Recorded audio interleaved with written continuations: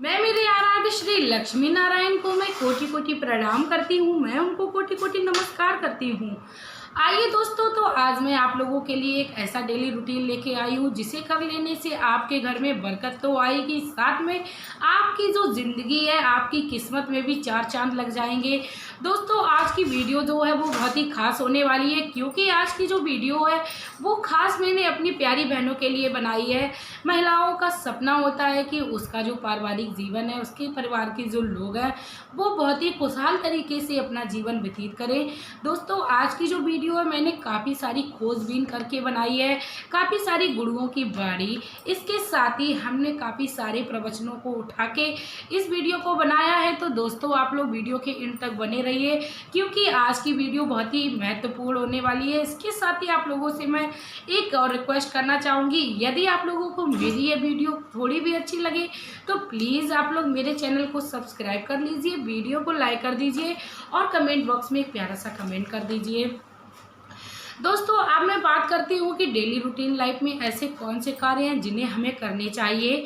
सबसे बड़ी बात तो आज की मेरी वीडियो की ये होने वाली है कि आपको कोई भी स्पेशल टाइम नहीं निकालना है। अपने डेली रूटीन को करते रहने के साथ ही आपको ये बरकत के भी साधन कर लेने हैं। दोस्तों, आज की सबसे पहले रूटीन लाइफ में मैं जो बदलाव करने को कहूँगी वो ये कहूँगी कि आप जब भी सुबह उठें तो अपने हाथों की हथेलियों को सबसे पहले देखें और भगवान का ध्यान करें और मंत्रोच्चारण करें। यदि आपको आता है, नहीं आता है, तो आप भगवान का स्मरण करें। मंत्रोच्चारण में आप कराग्रे वस्ते लक्ष्मी, कर मध्य सरस्वती, कर मूलेत गोविंद, प्रभाते कर दर्शनम, ये आपको मंत्र का जाप करना है। क्योंकि दोस्तों, आप विश्वास करिए, जब आप इस भाव भावना से उठते हैं तो आपके जीवन में सुबह से ही खुशी की लहर रहेगी, सुबह से ही आपके मन में आध्यात्म रहेगा। आप अपने घर में जो भी बरकत के साधन है ऐसे ही पालेंगे। तो हाथों की हथेली की रेखाओं देखने का एक वैज्ञानिक तर्क भी है, जिसका तर्क ये है, जब हम रात भर के सोए होते हैं तो हमारी आंखें जो हैं वो विश्राम अवस्था में होती हैं।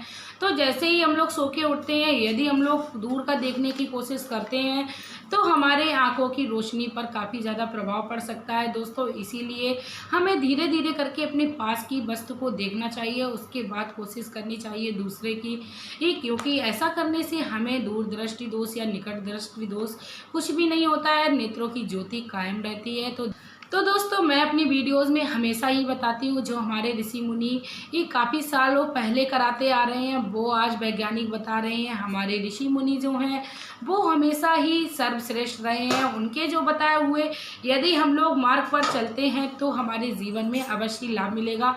दोस्तों, आपको किसी भी तरीके के ऐसे बहकावे में नहीं आना है कि आज साइंस के साथ चलना है। साइंस यदि चल रही है तो उससे पहले हमारे ऋषि मुनि जो भी करा रहे हैं बस उसी का तर्क आज साइंस लेके आइए। बाद बाकी जो भी क्रिया है वो हमारे ऋषि मुनियों के ये ज़माने से ही चली आ रही है। तो हमें अपनी ऋषि मुनियों की हर एक क्रिया को हमेशा ही याद में रखना है। कि जैसे ही आप बेड से नीचे के पैर रखें तो आप पहले धरती माँ को स्पर्श करें, आप उनके पैर छुएं, उसके बाद ही आप अपनी दैनिक क्रिया को शुरू करें। दैनिक क्रिया को करने के लिए आपको सुबह में सबसे पहले अपने घर की सारी लाइट्स को ऑन करना है। यदि आप जल्दी उठते हैं तो घर में थोड़ा थोड़ा अंधेरा रहता है, तो आपको पूरे घर की लाइट्स को ऑन करना है। आपको घर के जितने भी ये खिड़की हैं या गेट है उनको खोल देना है, भले ही चाहे आपका स्टोर रूम है। क्योंकि दोस्तों, सुबह के समय में सकारात्मक ऊर्जा चारों तरफ घूमती है और सुबह की सकारात्मक ऊर्जा हमारे जीवन में काफ़ी ज़्यादा सुखमय प्रभाव डालती है। दोस्तों, मुख्य द्वार को तो अवश्य खोलना चाहिए। इसके साथ ही अगर आप घर के मुख्य द्वार पर कुछ पानी का छिड़काव कर देते हैं तो इससे हमारे पितृ तो शांत होते ही होते हैं, साथ में माँ लक्ष्मी का भी हमारे घर में प्रवेश हो जाता है। दोस्तों, यदि हम लोग इस क्रिया को कर लेते हैं तो इससे हमारे जीवन में चल रही जो भी आपत्ति, पितृजन की जो भी समस्या होती है उससे हमें निजात मिलती है। इसके साथ ही मैं कहना चाहूँगी, जब भी आप अपने घर में झाड़ू करें, झाड़ू दोस्तों सुबह में हमें अवश्य करनी चाहिए। भले ही आपके घर में मैड आती हो, मैड आती है अच्छी बात है, पर आपको सुबह में झाड़ू अपने हाथ से ज़रूर निकालनी है, क्योंकि सुबह की झाड़ू अपने हाथ से निकालना बहुत ही शुभ होता है। हर गृहिणी को अपने हाथ से अपने घर में झाड़ू करनी चाहिए। और इसके साथ ही दोस्तों मैं बता दूं, जब भी आप अपने घर में झाड़ू लगाएं तो सुबह में ही भगवान का स्मरण करिए। आप कोशिश करिए अपने मन में कोई भी ऐसे ख्याल ना लाइए जो आपकी दैनिक क्रिया से संबंधित हो। आप प्रभु का भजन करिए, थोड़ी देर मन ही मन आप उनका स्मरण करिए। आपको वो इससे आध्यात्म तो प्राप्त होगा ही होगा, साथ में आपका मन भी शांत रहेगा। यदि महिलाएं घर में झाड़ू लगाती हैं सुबह में उठ के, तो इसका साइंटिफिक रीज़न एक ये भी है कि महिलाएं रात भर की सोई हुई होती हैं और उनके शरीर का जो वो प्रवाह है वो कम हो जाता है, रक्त प्रवाह। तो हम जब भी अपने हाथ पैर को चलाते हैं तो हमारे शरीर में अच्छी तरह से रक्त प्रवाह होने लगता है। ये एक साइंटिफिक रीज़न है। दोस्तों, जब भी हम अपने घर में पोछा लगाएं तो उसमें अवश्य 1 चम्मच नमक को मिलाएं, क्योंकि ऐसा करने से हमारे घर में नकारात्मक ऊर्जा प्रवेश नहीं करती है। यदि होती भी है तो वो भाग जाती है।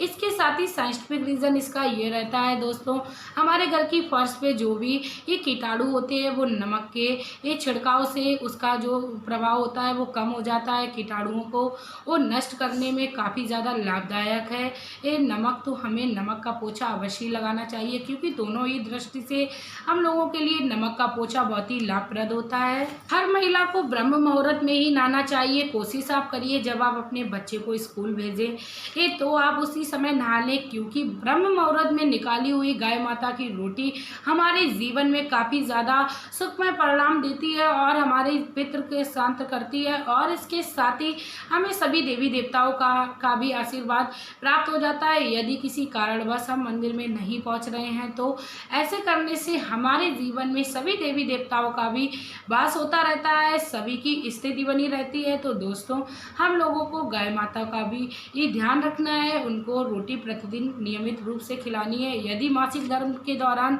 हम लोग नहीं कर पा रहे हैं तो ये हमारी मजबूरी है। मासिक धर्म के दौरान हमें गाय माता की रोटी कभी नहीं निकालनी चाहिए। दोस्तों, नहाने के बाद हमें पूजा अवश्य करनी चाहिए, क्योंकि पूजा करने से हमारे अंदर जो भी नेगेटिव वाइब्स होती हैं वो ख़त्म हो जाती हैं। पूजा हमें नियमित रूप से जैसे करते हैं, जितना भी आपके पास टाइम हो आप उतनी देर पूजा करिए। लेकिन दोस्तों, आप जब भी सूर्य भगवान को जल चढ़ाने जाएं तो आपको उस लोटे में रोली अवश्य डालनी है, चावल डाल लीजिए, अक्षत जिन्हें हम बोलते हैं अवश्य डाल लें। ऐसे जल देने से हमारे जीवन में काफ़ी सूर्य की तरह चमक आती है, हमारे जीवन में सूर्य की तरह ये आभा आती है। तो दोस्तों, हमें हमेशा ही सूर्य भगवान को जल चढ़ाना चाहिए। भले पूजा आप थोड़ी देर करें लेकिन जल को अवश्य चढ़ाएं। पूजा के दौरान दोस्तों, हमें हमेशा ही इस बात का ध्यान रखना चाहिए कि बांस से बनी हुई अगरबत्तियों का कभी भी इस्तेमाल नहीं करना चाहिए। हमें हमेशा धूप सली सुलगाएं या अपने घर में दीपक को प्रज्वलित करना चाहिए। काफ़ी लोगों को जानकारी नहीं होती है, वो अगरबत्ती को प्रज्वलित करते हैं जो बांस की बनी होती है। ऐसा करना हमारे पूजा में बिल्कुल भी वर्जित बताया गया है। घर के मुख्य द्वार पर आप ओम या स्वास्तिक या किसी मंत्रोच्चारण को अवश्य लिखवाएं, क्योंकि दोस्तों ऐसा होने से हमें पता लगता है, हमारे हिंदुत्व का पता लगता है। इसके साथ ही भगवान का भी वास रहता है। निगेटिव ऊर्जा कभी भी हमारे घर में प्रवेश नहीं करती है यदि हमारे मुख्य द्वार पर ओम या स्वास्तिक बना होता है। दोस्तों, कोशिश करिए जब भी आप अपने घर को बनाएं तो उसी समय अपने ये घर के मुख्य द्वार पर इन चीज़ों को स्थापित कर देना चाहिए। यदि किसी कारणवश नहीं कर पा रहे हैं तो आप दीपावली के दिन जो भी ये बंधन या जो भी सिंदूर का इस्तेमाल करते हैं उससे आप अपने घर में ऐसी जगह पर मुख्य द्वार पर लिखिए जहाँ पर बच्चे नहीं पहुँचे, क्योंकि वो परमानेंटली आपके द्वार पर 1 साल के लिए लिखा रहना चाहिए। ओम स्वास्तिक शुभ लाभ आप या ओम नमो भगवते वासुदेवा या कुछ भी अपने घर के मुख्य द्वार पर अवश्य उच्चारण कराइए, क्योंकि ऐसा करना हमारे जीवन में काफ़ी सुखमय होता है। नेगेटिव ऊर्जा देखते ही भाग जाती है, कभी भी हमारे घर में प्रवेश नहीं करेगी। को नाश्ता देने के बाद हम लोगों का रूटीन आता है कि हम लोगों को घर की साफ़ सफाई कैसे करनी है। दोस्तों, जब भी हमें टाइम मिले तो हमें ये देखना है घर में कहीं जाला वाला ना लगा रहे। दोस्तों, अब मैं बात कर लेती हूँ कुछ अपने घर में ऐसी चीज़ें हैं जिन्हें रखना बहुत ही आवश्यक है। दोस्तों, हमें अपने घर में हमेशा ये घर के मुख्य द्वार पर उगते हुए सूरज की या आंगन में उगते हुए सूरज की ये फ़ोटो या उसके मेटल का कुछ भी आप ज़रूर लगाएं, क्योंकि ऐसा करने से काफ़ी ज़्यादा लाभदायक है, क्योंकि उगता हुआ सूरज हमेशा ही हमें शुभ संकेत देता है। इसके साथ ही हमें अपने घर में मोर पंख को भी रखना चाहिए। मोर पंख रखने का मतलब होता है स्वयं भगवान श्री कृष्ण कृष्ण हमारे घर में विराजमान रहते हैं। महिलाएं कोशिश करें कि बजती हुई पायल को अपने पैरों में पहने। यदि संभव नहीं है तो आप घर में बैंड चैन को अवश्य लगावे, क्योंकि बैंड चैन और पायल की खनक से माँ लक्ष्मी ये अति प्रसन्न होती हैं और माँ लक्ष्मी को पायल की खनक अति प्रिय है। माँ लक्ष्मी हमेशा ही उन घरों में वास करती है जिस घर में प्यारी ध्वनि होती है, घंटी की ध्वनि, शंख की ध्वनि, पायल की ध्वनि, चूड़ियों की खनक। ऐसे में माँ लक्ष्मी का हमेशा ही वास रहता है। तो दोस्तों, यदि इन चीज़ों में से किसी की भी ध्वनि हमारे घर में डेली नियमित रूप से हो रही है तो अवश्य हमें उसका लाभ मिलता है।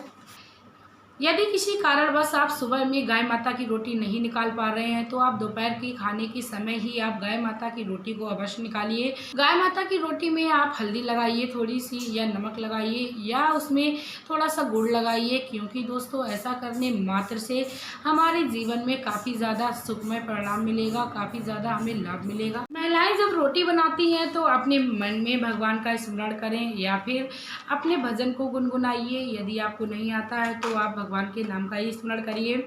ऐसा करने से उनके अंदर जो निगेटिव ऊर्जा होती है वो चली जाती है, सकारात्मक ऊर्जा उनके अंदर प्रवेश कर जाती है। दोस्तों, थोड़े थोड़े उपाय जीवन में काफ़ी लाभदायक प्रभाव देते हैं।